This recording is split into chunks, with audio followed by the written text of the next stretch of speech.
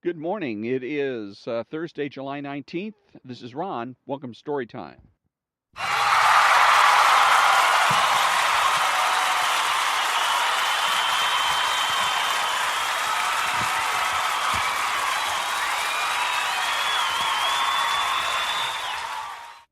Okay, thank you very much. This is Ron, your host, the only true conservative in the United States of America, speaking to all the butchers, bakers, and candlestick makers.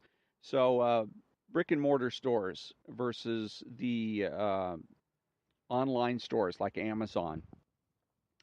I went to Canterbury Records in Pasadena, California, and I was looking for a couple of artists in there, and they sell, of course, as the name would imply, records and CDs and whatnot. So I'm in there looking for a couple of artists that I wanted to purchase, and they're not on the shelf. So I go to the front desk, and they check in their records, and oh no, we don't have any of those particular artists, but we can order it for you. Are you kidding? If I wanted to order it, I wouldn't have come into the store. I would have gone to Amazon right away.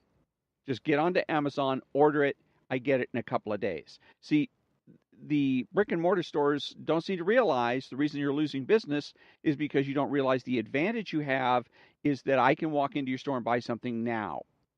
I don't have to wait until to get it tomorrow or the next day or a week from now. I can get it right now. That's the point of me going into the store. If I'm willing to wait, then I may as well go online and purchase it from an online retailer. So as far as I'm concerned, the brick and mortar stores have nothing to complain about. They need to get their heads out of the rear ends and make sure that they have items in stock. The other thing that's interesting about Canterbury Records is they've got a parking lot in the back, and sometimes I would use it to, I'm going across the street to do something else, but I'd go ahead and borrow the parking lot for, an hour or so. And of course, you come back and there's a note on your windshield. Oh, this is for Canterbury customers only. Ooh, they get all shook up. And it occurs to me that if Canterbury would spend half as much time making sure that they had artists in stock that people were looking for instead of farting around and monitoring the parking lot, that they'd probably be doing a whole hell of a lot better. So. When we come back, it's going to be a little clip from the Rush Limbaugh show.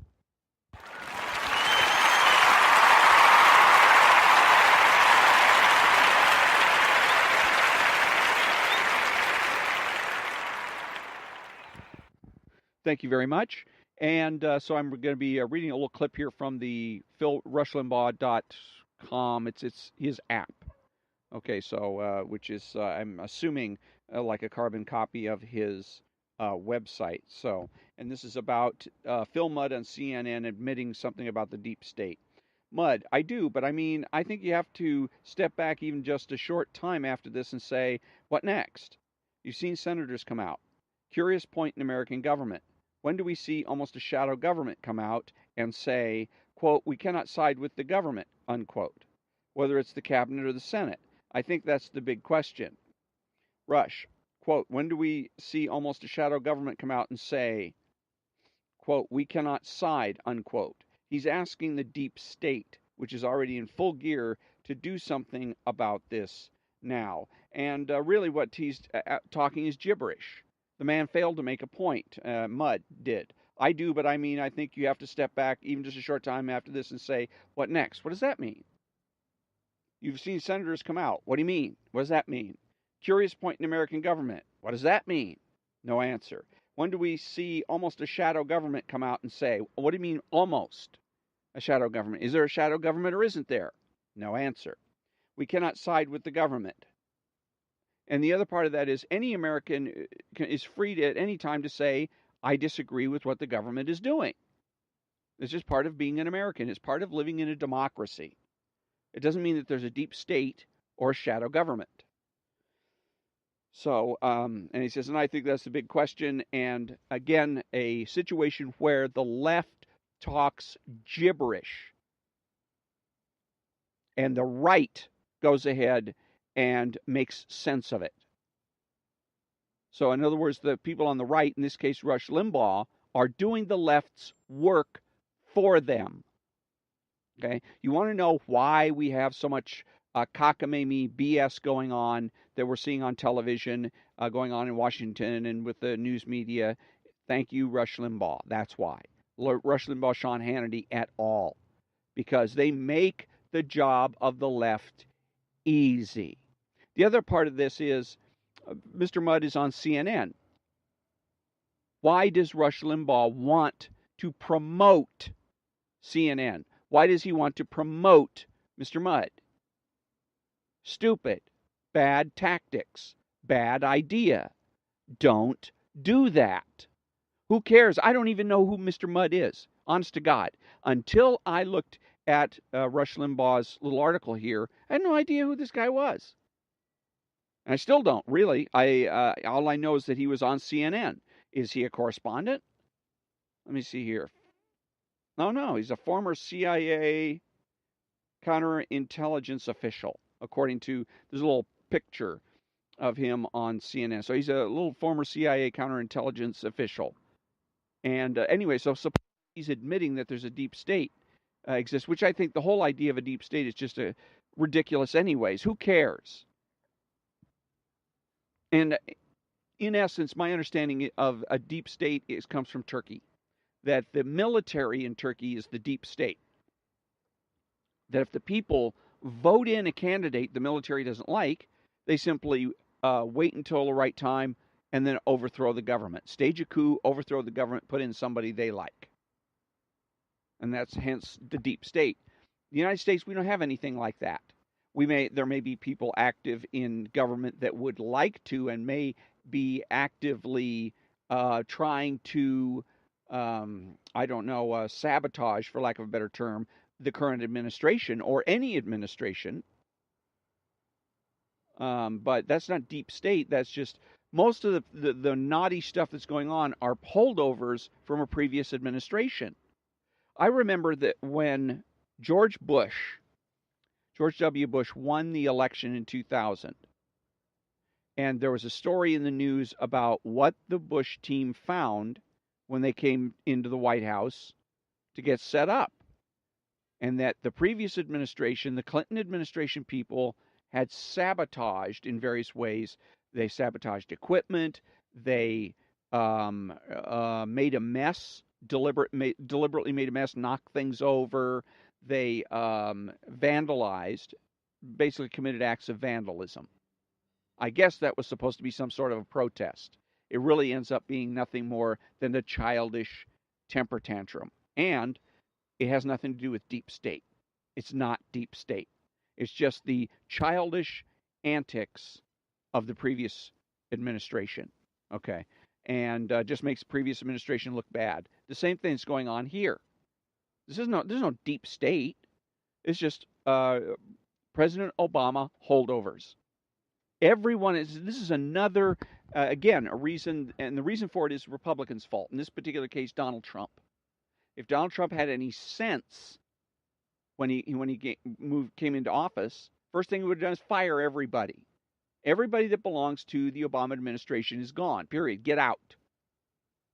I mean, stop and think about it. All the animus, all the negativity that was pointed at him during the campaign, and especially then after he was elected, should clue him in as to whether or not these folks, these President Obama folks, are going to show any loyalty to his administration. It's got to be obvious to him that they aren't. And that means it's time for them to go. Get rid of them as fast as you can. And he didn't. And he's paying the price for it.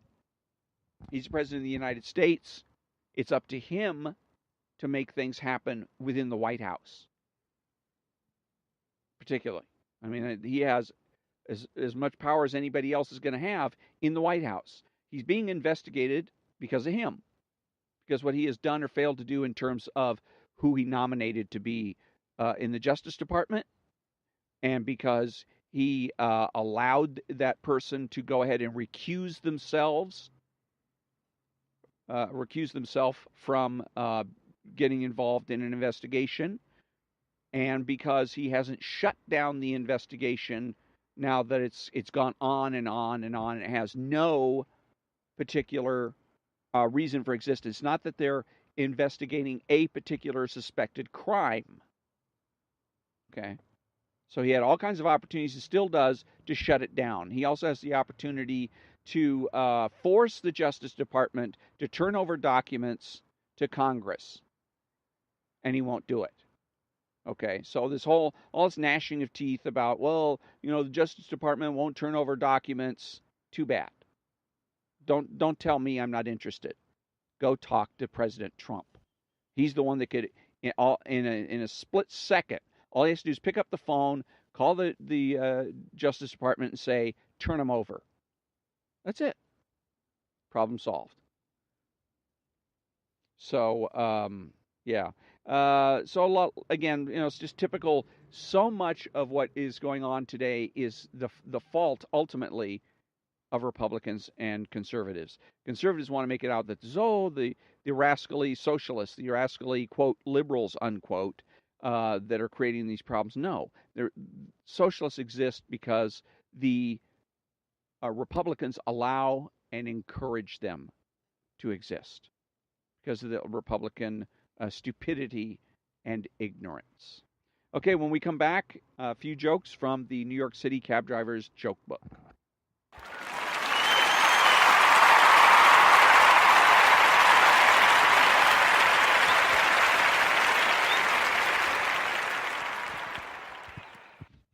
Thank you, thank you, thank you. What's the difference between a porcupine and a Cadillac? A porcupine has the pricks on the outside.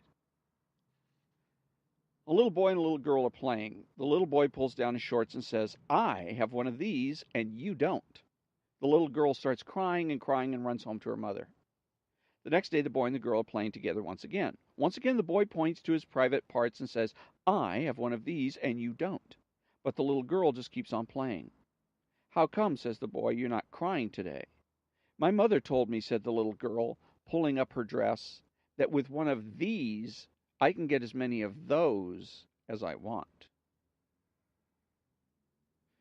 A woman got into my cab one evening. How are you tonight? I asked. She said, I'd complain, but how long would you listen? And on that note, we come to the conclusion of another episode of Story Time. Thank you very much for listening, and until next time, have a great day.